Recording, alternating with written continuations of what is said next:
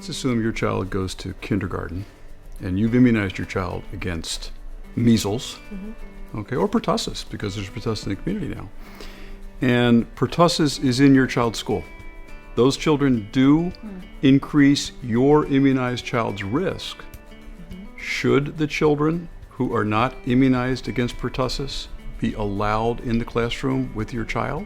I had in my daycare, actually, there was one sign that says we have one case of pertussis, and they put a sign in there. They didn't tell us who it was. Probably, they removed the child just because he was sick.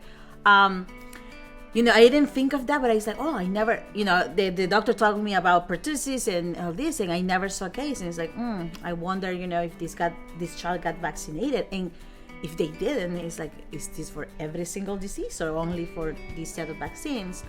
But if that child had pertussis and the two kids in the same room as your child weren't immunized against pertussis, their risk of getting pertussis unimmunized is very high with exposure.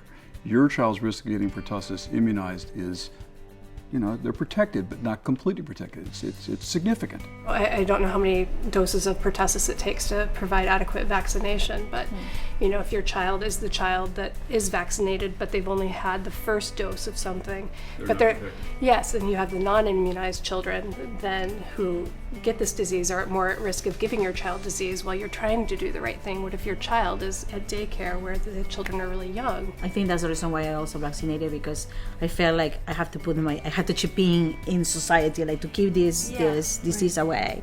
I think we have to continue to allow that choice of freedom. I think also when you think about the entire community, I think a lot of people do think about the community. But then, we were talking about if something does come up in the school, and your child's now at risk. We always assume it's school or daycare or big brothers and big sisters. But you go to the grocery store, you're exposed. You go to church, you're exposed. It's okay to have questions. It's okay to ask. Visit oktoaskvt.org.